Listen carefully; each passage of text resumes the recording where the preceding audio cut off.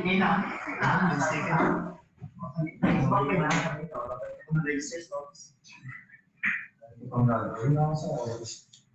morning, PLPN. Good morning, College of Engineering. Good morning, freshmen. Today is a college orientation of freshman student of College of Engineering. Before we start, let's pray first.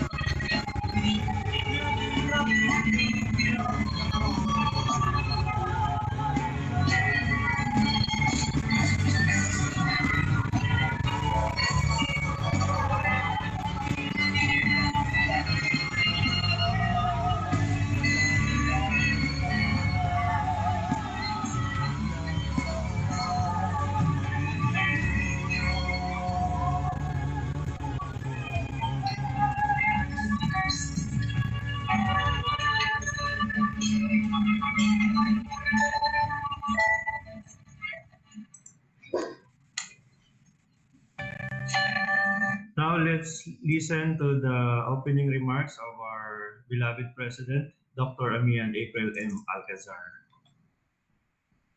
Yes. Good morning to the College of Engineering. I'd like to welcome all our freshman students to the college orientation of the College of Engineering. Of course, this is your welcome week to the Pamatasan ng Lungsod ng Pasig. And I hope that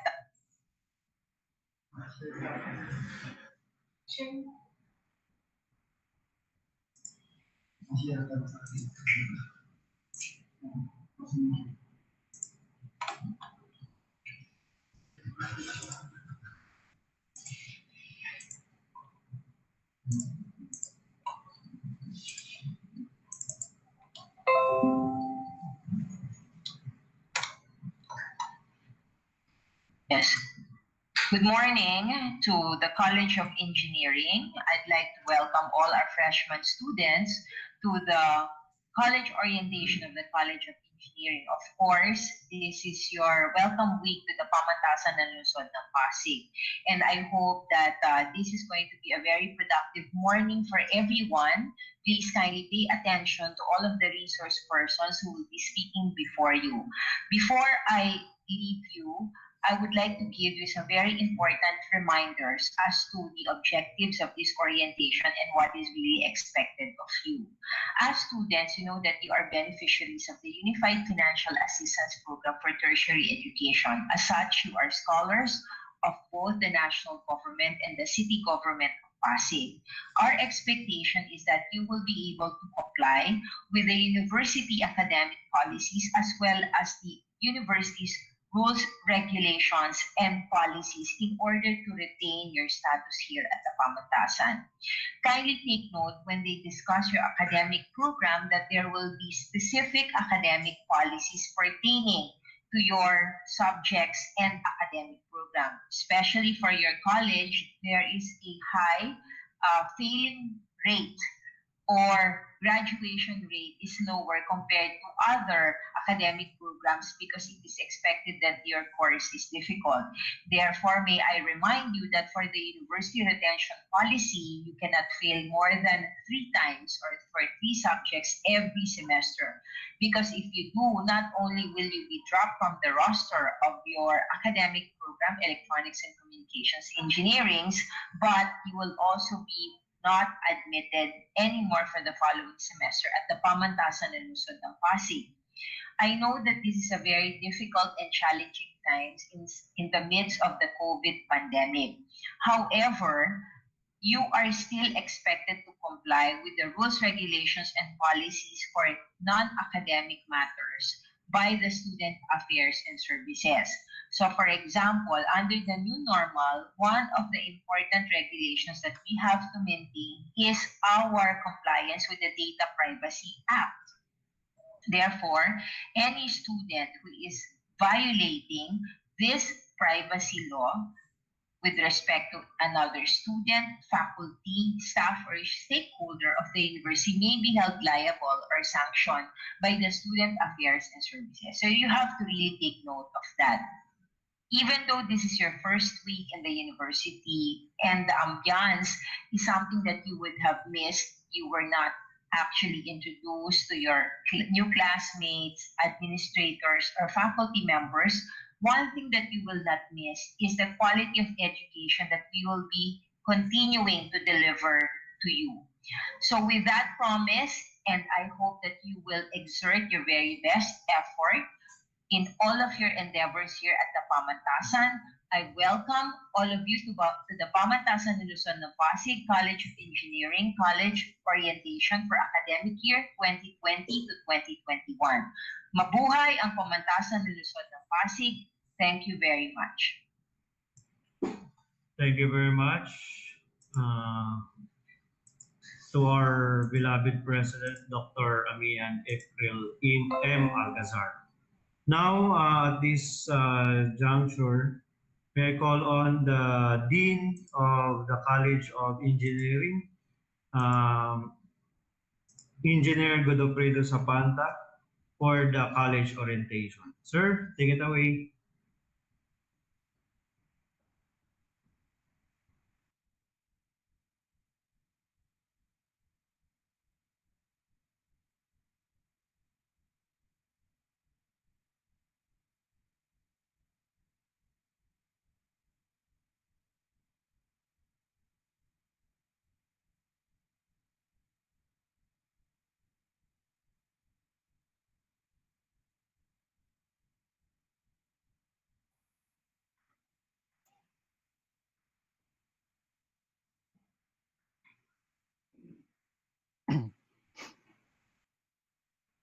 Good morning. I'll be discussing right now we have a orientation for the EC students. So for the first few slides, so I'll be introducing the personnel or the faculties of the College of Engineering. So the dean, the department head, the full-time faculty, the part-time faculty, and the personnel or the non-teaching of the College of Engineering.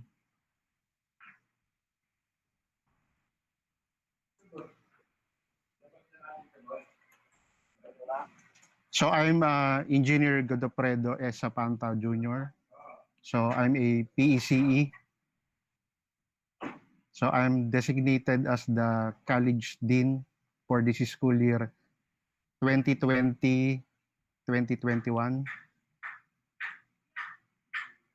So my title is MSEE and PECE.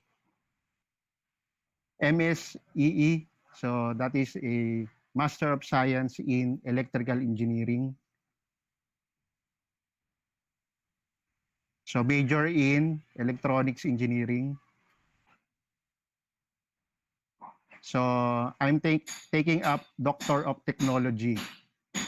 So right now, I'm on a dissertation. So I'm already finished my academic subjects in Doctor of Technology. So I'll be serving as the Dean of the College of Engineering.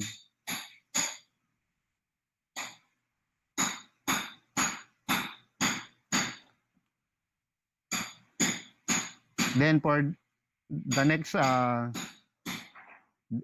faculty or designated personnel of the ECE, so we have Engineer Romeo V. Bawa. So Engineer Bawa is also a PECE. So PECE is a professional electronics engineer. So yung course natin, so we normally called it as ECE, but under the New Republic Act, it is electronics engineering. So silent C. So Engineer Bawa will be serving as the department head of the College of Engineering. So Engineer Bawa is also a MSEE, at the same time PECE. So actually, bago ako nagpunta ng PLP, naging classmate ko si Sir sa mga ibang subjects while taking up MSEE. So same program, Master of Science in Electrical Engineering, major in Electronics Engineering. So Engineer Bawa is taking up PhD ECE. So PhD is Doctor of Philosophy in ECE. So he's also on his dissertation.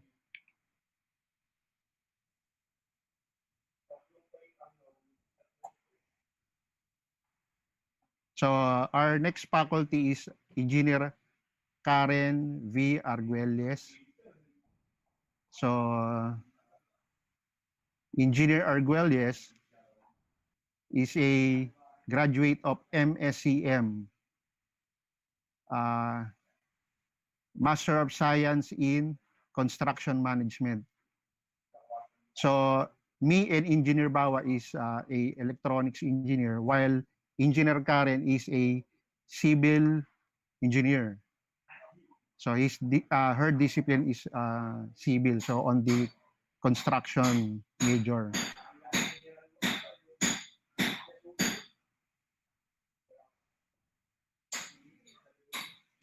Our next faculty is Engineer Antonio L. Swinan.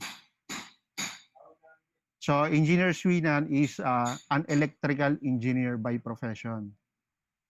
So you have a faculty which is a ECE, a civil engineer, and now an electrical engineer. So Engineer Swinan is a graduate of MAEE. MAEE is a Master of Arts in Engineering Education.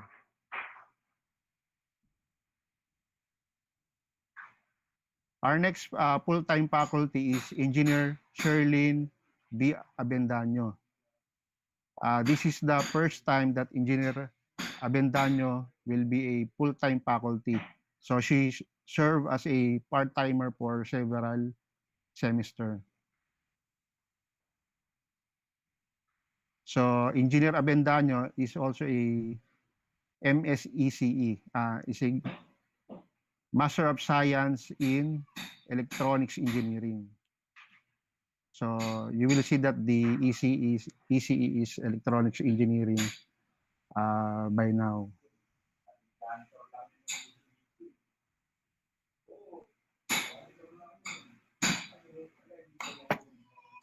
Then next, we have Engineer Darwin L. Francisco. Engineer Darwin is a PME or a professional mechanical engineer. So another discipline of engineering is a mechanical engineering. So same with me and Engineer Bawa. So we have AP at the beginning, that is a professional discipline. So yung aming discipline or program has a level. So before you become a professional, you will be registered. So before PME, that is RME, Registered Mechanical Engineer. So aside from being a faculty of engineering, Engineer Darwin will also be serving as the building administrator of the pamantasan ng lungsod ng Pasig. So Engineer Darwin is a graduate of MSCM. So same program with Engineer Arguelles, Master of Science in Construction Management.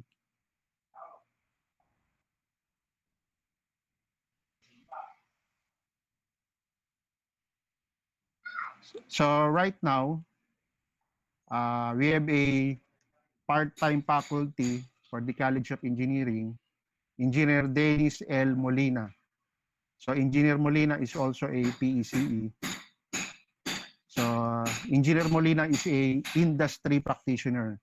He's a technical manager in a one of the system integrator here in the Philippines in the field of communication and construction. Then next is Engineer Michael S. Matias. Engineer Matias is a full-time faculty at the University of the East. So he's a MES graduate. Also, Engineer Matias is a reviewer in one of the ECE review center here in the Philippines.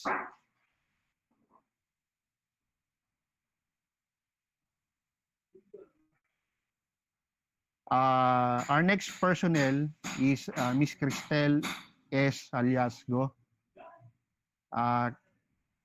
Cristel is the college secretary.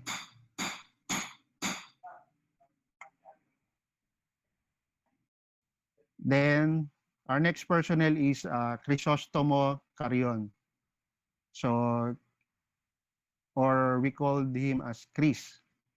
So he's serving as a laboratory technician, but also maintaining the physics and chemistry laboratory of the pamantasan ng lungsod ng Pasig.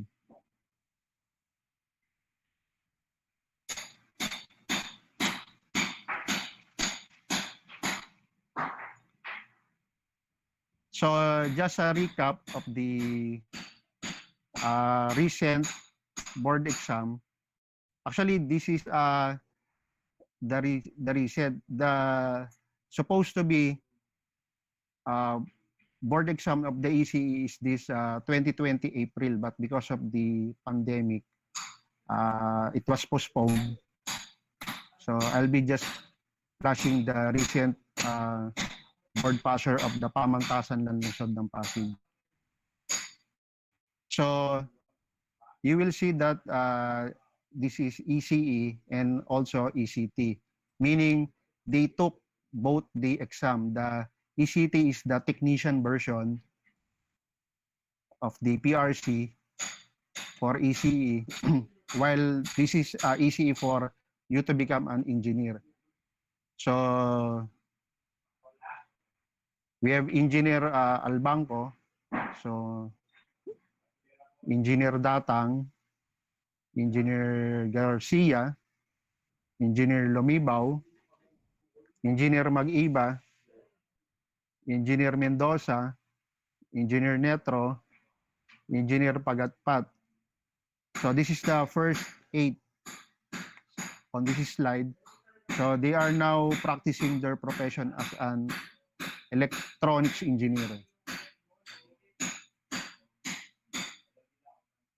So for the next slide, so we have Engineer Realde, Engineer Rombano, Engineer Rojas, Engineer Sandaga, Engineer Santiago, Engineer Vasquez, Engineer Biloria, Engineer Biñas. So to further explain, so since they are now engineer, if we compare this, let's say if ECT is a licensed nurse, then electronics engineer is a doctor. So basically, they'll be practicing now as an engineer, or they will be using their license as electronics engineer. So kasi mas mataas yung sa engineering compared to technician. So if in case na they haven't get the license of ECE, so they will practice the profession of ECT. So in terms of the eligibility for civil service, ECT is comparable to a sub-pro. Sub-pro for a civil service exam, government exam.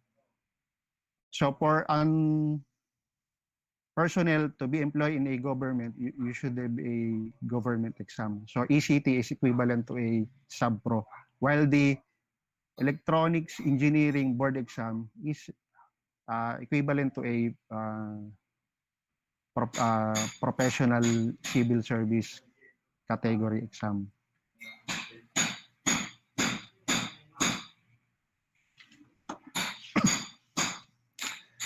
So during the recent board exam, so what is the performance of the PLP College of Engineering? So there are 24 takers who took the board exam. Then 16 passed. So therefore, 8 did not make it to become a licensed engineer. So if we will get the percentage, that is 66.6666 or 66.67.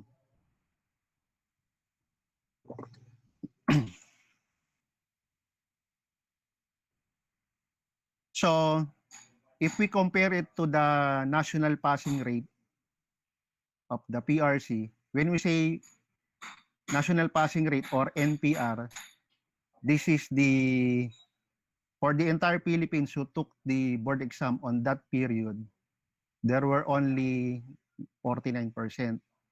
If we in a small scale, let's say 100 who took the exam, only 49 passed, so less than 50%. Meaning, the PLP College of Engineering is above the national passing. So in PRC, though it's not 100%, we can say we are performing above on the level of majority of the schools who are offering the ECE in the Philippines. Actually, some of the private school is asking bakit, kumbaga, okay yung performance natin kasi some of our part-timer is also teaching as part-time din with the ibang school, which is below the national passing during that time. Though there are some school whose result is more than this, but compare the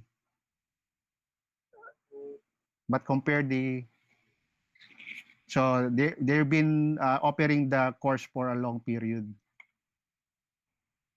Na tao.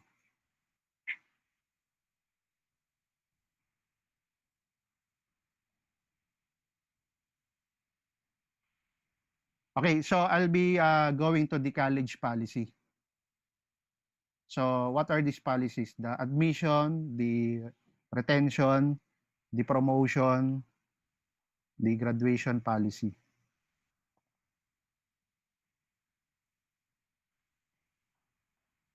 So for the freshman students,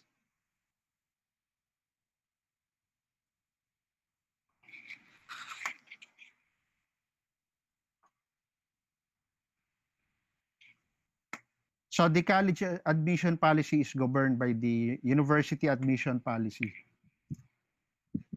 So we follow the policy by the university. So you took the entrance exam, then passed. So you will comply with all the requirements of the university to be able to admit in the College of Engineering. So we have the retention policy. So this is practice university university-wide or in any discipline or any course or program that is offered in PLP. So 3 failures incurred in one semester means separation from PLP. So let's say for a freshman, for this sem, you incurred 3 failing subject, you will be automatically be separated not only in the college but in PLP.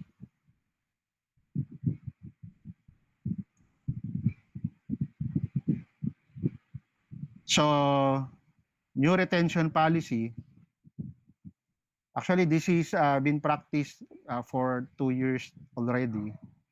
So new, this is for the first batch of the K-12 graduate, meaning we have a retention policy for the old curriculum. So since wala pang graduate ng K-12 graduate, so far pagpasok nila ngayon, they are in the third year. So meron pa silang 1 year. So kaya ano pa rin to, considered new. So 4 failures incurred cumulatively by a student in any semester means separation from the college. So yung previous slide, when you incurred 3 in one sem, while this policy, the new retention policy, so this will be an additional. So pag pinagsama-sama yung fail mo, let's say for this sem, you acquire 2 failing, the next sem, another 2 subjects na nag-failed. So when you add that, that is 4. So you will be separated from the college. So in any semester, or let's say you acquire it for 4 semester, so you acquire 1 failing for every sem. So regardless of the semester, let's say for the third sem, you pass all the subject, but for your fifth sem, so pag na-add lahat siya, when you acquire 4, so you have to monitor your failing subjects. Kailangan mabilang. So every enrollment, makikita naman yun during the advising of the faculty. So this policy is being used by the first batch and second batch graduate of the K-12 for the PLP College of Engineering. Warning and probation status will no longer be observed. Hence, there will be no deloading on the subjects to be enrolled the following semester. However, once a failures have been obtained by the student, EC should observe prerequisite requirements in enrolling the subjects the following semester.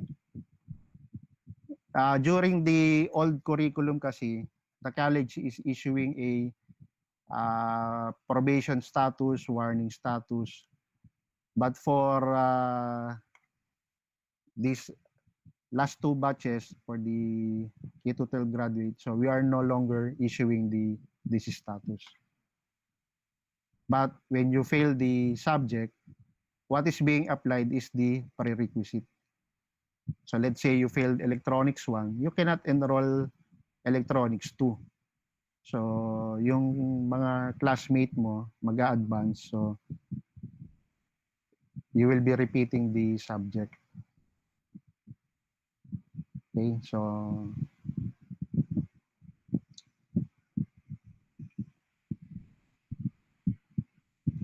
qualifying examination.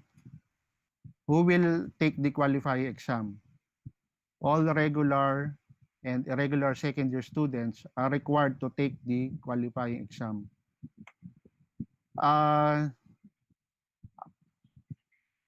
Qualifying exam, because of the pandemic ngayon, yung mga second year hindi na nakapag-qualifying for this period because of the actually almost all of the school in the Philippines nagkaroon ng we can call it as mass promotion. So pero without the period of pandemic, we are practicing this qualifying examination. It is being taken up by the second year students. Okay, so regular and irregular will take the qualifying before ka mag third year.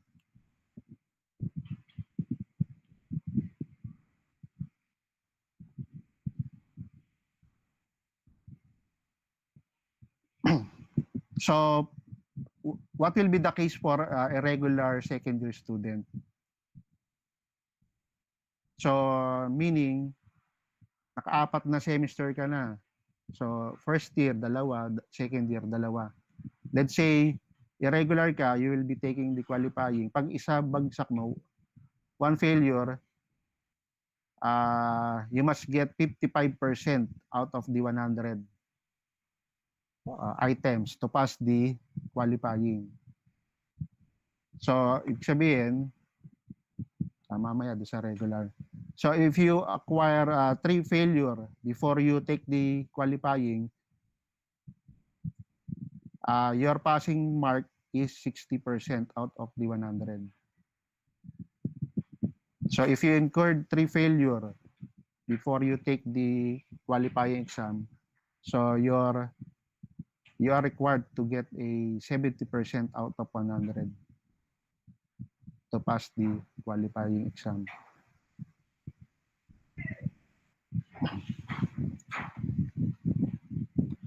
So what happens to a second year student who failed the qualifying exam? So paano pag bumagsak sa qualifying exam? All students who failed the qualifying examination will be given a second qualifying examination at least 1 week after the first examination. So when you fail the qualifying, so pinakamabilis na makapag-retake ka is 1 week. So i-announce naman yon. So pwedeng 2 weeks. So you'll have a time to study for the second take.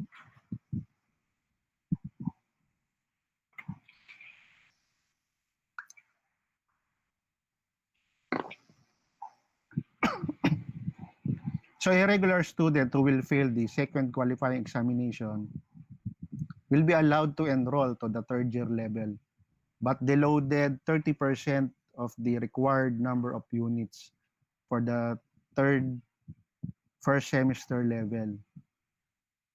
So ito yung advantage ng regular.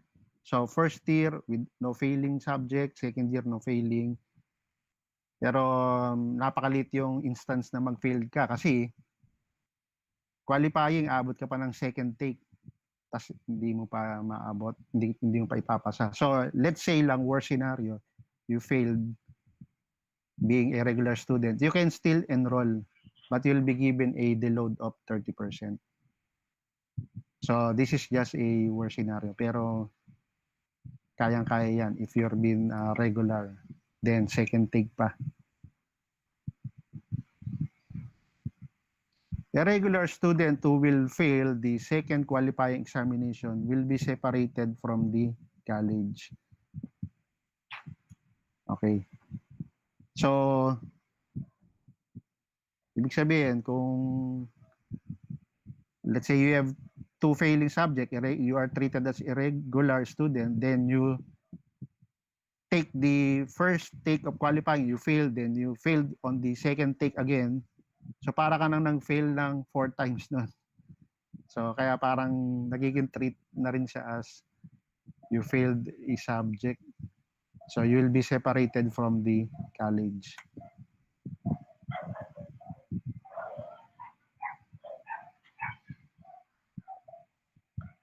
So, what happens to a regular student who pass the qualifying exam?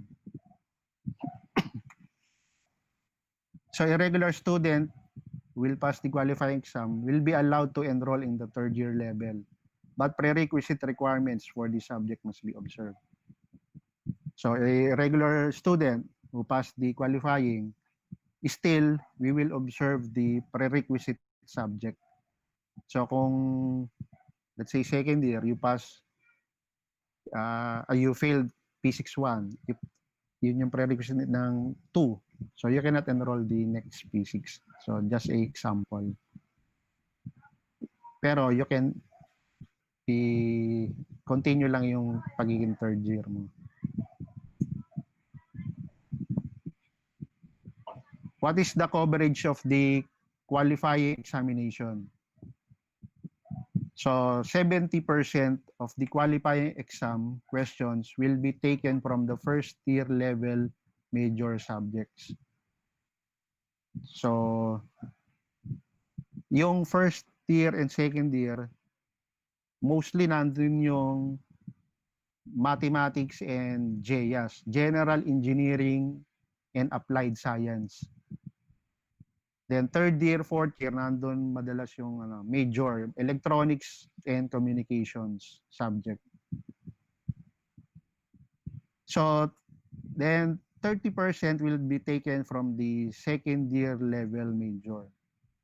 So that is the composition of the qualifying exam. So ano ngayon yung subjects where 70% of the question will be taken from? So ito yung mostly subjects sa first year. So 70% calculus 1 and 2, differential equations, chemistry, physics for engineers, and physics 2, mathematics in the modern world, material science, computer programming. So mostly yung mga ECE faculty is teaching ECE subjects.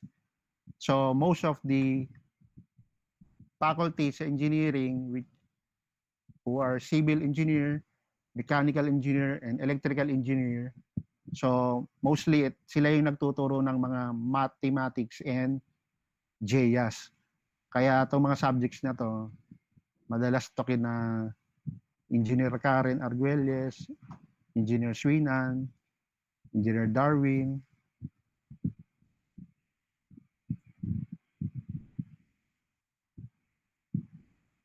So the subjects where 30% of the question will be taken from advanced engineering mathematics, circuits 1 and 2. Yan. This is electricity. Sir Swinan. Electronics 1 and 2. Ito na yung mga introduction sa start ng electronics major. Electromagnetics, communications 1, then EC laws, ethics, and standards and safety.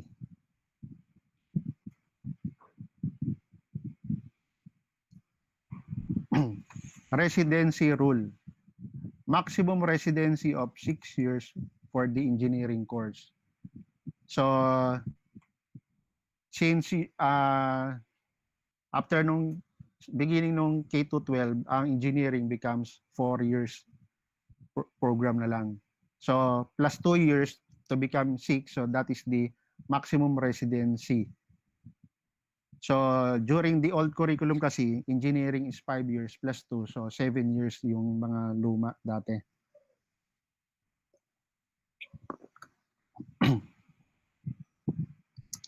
So, for the student, aside from monitoring your subjects, yung napapasa nyo and na-failed, so you should be aware of your residency.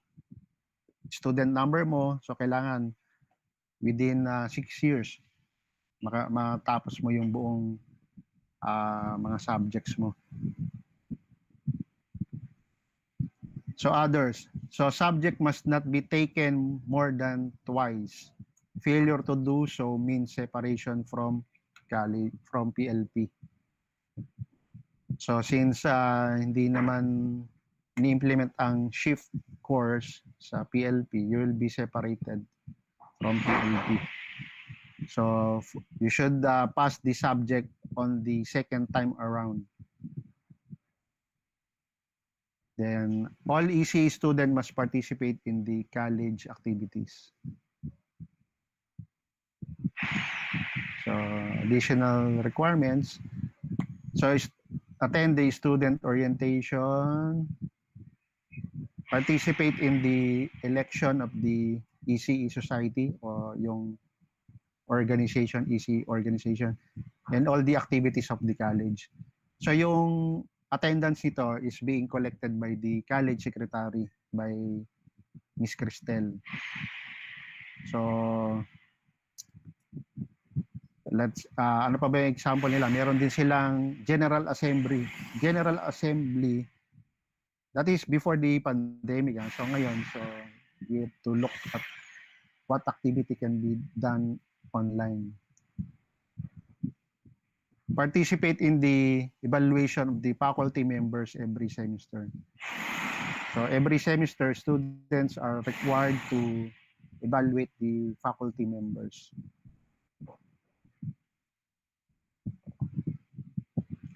So take good care of the facilities provided by the city government. So during laboratory, so right now we'll be using more on the simulation program, but before, during laboratory, you'll be requesting for the equipment sa kay Sir Chris. May mga pipilapan kayong form doon. So then pag kailangan nyo gumamit ng electricity, magsisecure muna kayo ng permit para pag magko-connect kayo ng mga laptop. Then for pregnant women, will be notified of their status by the SAS. Before, DSA before eh. So binago ko lang. So kina Sir Latasa. Then accomplish the semestral clearance on time. So at the end of before the end of the sem, pag nag-start na yung clearance, so you have to accomplish it on or before the deadline.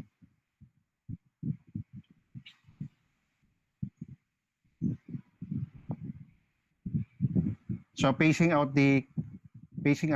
curricula. So for the 2014 curriculum and 2015. So kasi yung batch nila, so maximum residency is 7 years. So ito na to. Pinipace out na, pinapatapos na sila. So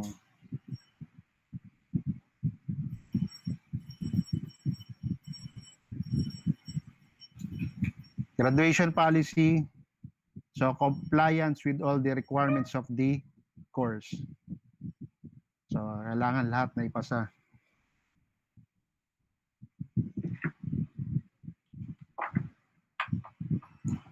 So college policy on the issuance of the transcript of records for board exam. So tulad ng nabanggit kanina, so actually ECE is one of the hardest program sa PLP, then sa engineering. So normally ang student before taking the board exam, you have to really enroll in a review center. So in the case of the PLP College of Engineering, the college just access sa mga review center or communication with the review center, pino-forward ng review center yung result ng kanilang pre-board. So kaya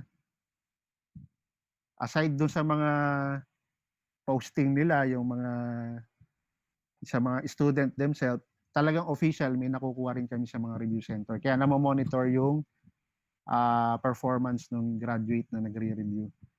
So aside from the pre-board ng review center, the college is also conducting a pre-board. Actually, pagka nakita naman namin yung maganda yung performance sa review center, then normally kilala din naman yung mga estudyante na performer during their college days. So sa in-house na pre-board, minsan inaano na lang, pwede nang ma-exempt. But you should be performing either of the sa pre-board ng college or do sa review center para huwag kang magkaroon ng problem in the issuance of the transcript of record. Kasi mayroong impression doon sa transcript na for employment purpose only or for the exam purpose. So yan. So the pre-board is actually conducted by Engineer Bawa sa PLP.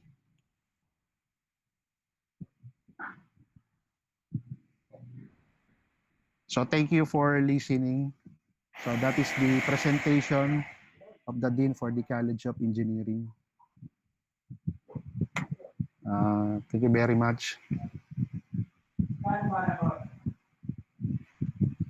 Sir Latasa, are still there?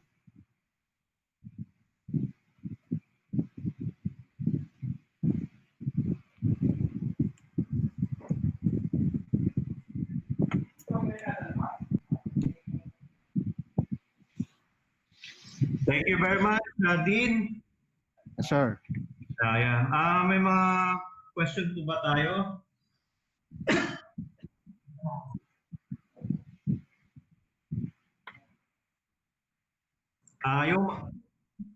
Sorry.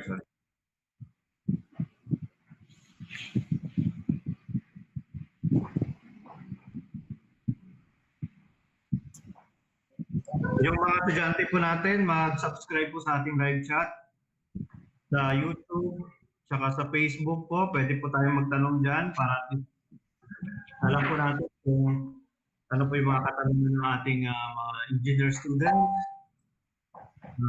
Check natin ngayon. Meron po ba?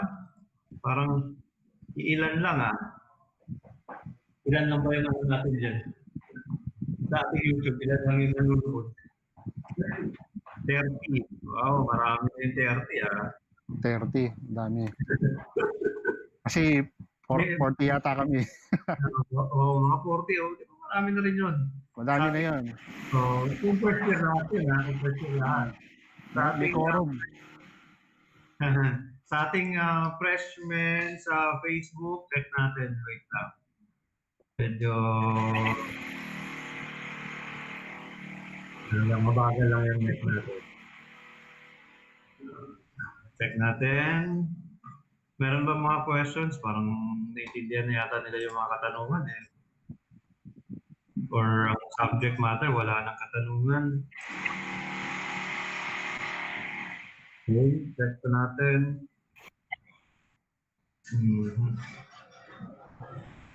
Ayun. Sa ating question, wala rin. Meron tayong 13 live. Okay. nanonood ngayon. Anyway, siguro naman malinaw naman po yung ating naging college orientation ng ating College of Engineering. So, ngayon, itanong. Okay, so ganito na lang po mga freshmen. Kung mayroon po kayong katanungan sa ating college, pwede naman po ninyo silang i-message, okay, through Facebook siguro, Messenger, or email. But don't worry, sa nabanggit ko po kahapon sa ating freshman orientation, na ang college po mismo ninyo or mga faculty ninyo ang magpo-contact sa inyo. So don't worry, pag once na kayo na po ay officially enrolled, mabibigyan na po kayo ng certificate of registration, malalaman nyo na po sa yung teacher ninyo, mayroon na po kayong official email na ibibigay sa inyo at i-announce po namin yan pag once natapos na po itong orientation or tomorrow sa ating university orientation sa old student. Ang sabi ng ating registrar, magpe-present po ng information para malaman nyo rin. So pwede rin kayo manood doon sa All Student Orientation para doon sa information ng registrar. Doon na lang po natin sasabihin lahat para malinaw po yung instruction. Okay? So kung wala na po sigurong mga katanungan, nagpapasalamat ako sa ating College of Engineering, sa ating butihing Dean, si Dean Godofredo Zapata Jr., sa ating department head, na si Engineer Romeo Bawa, sa ating mga faculty po, si Professor Antonio Suinan, nasa ating live po ngayon, na si Professor Engineer Karen Argilies, si Professor Sherlyn Abindanyo, and kung sino pa man po ang ating mga nanonood ngayon, umaga na to. At sa lahat po ng faculty, part-time, full-time, at sa lahat po ng estudyante. So, sa muli, ang ating next schedule din for the, siguro, announcement na lang din, nakikinig din siguro yung mga engineering student ngayon, ay ito ay sa, kailan ba, yung next natin, yung sa mga old student ninyo sa September 11. Friday ito, 9 to 11 ng umaga pa rin, okay? Para at least malinaw sa mga old student na nakikinig ngayon, yung mga instruction kung anong gagawin, lalo na yung mga medyo irregular. Diba din, marami tayong mga ganon, marami silang katanong. So, at least yun, mabigyan sila ng direction sa ating. Okay, so meron ka pang idadagdag din? Wala na, sir. Okay. Sa pag may question sila, ano na lang. Oo, pwede naman. No, kung sino yung sa ISIS na organization, Yes, please take note na lang ng mga questions sa ating Facebook. Pwede pa rin naman po kayo mag-message sa ating Facebook kahit na ito ay nag-end na yung live kasi mababasa pa rin naman natin yun. Okay? So, thank you very much po for your time, and hopefully doon sa mga freshmen, pakisabihan po yung parents niyo, announcement po. Bukas ng hapon ito, 5 to 7, yung inyong parents orientation para at least alam din ng mga magulang ninyo kung ano yung mga dapat nilang matutunan or malaman. And doon din, magpe-present din pala yung registrar bukas doon sa mga nagtatanong sa kahapon pa kasi wala kasi ang presentation ng registrar kahapon. So bukas sa parents orientation, ipe-present po natin yung sa registrar's office kung ano po ba talaga yung mga update schedules. Okay? So thank you very much, everyone. Have a nice day. God bless and keep safe always. Thank you, sir.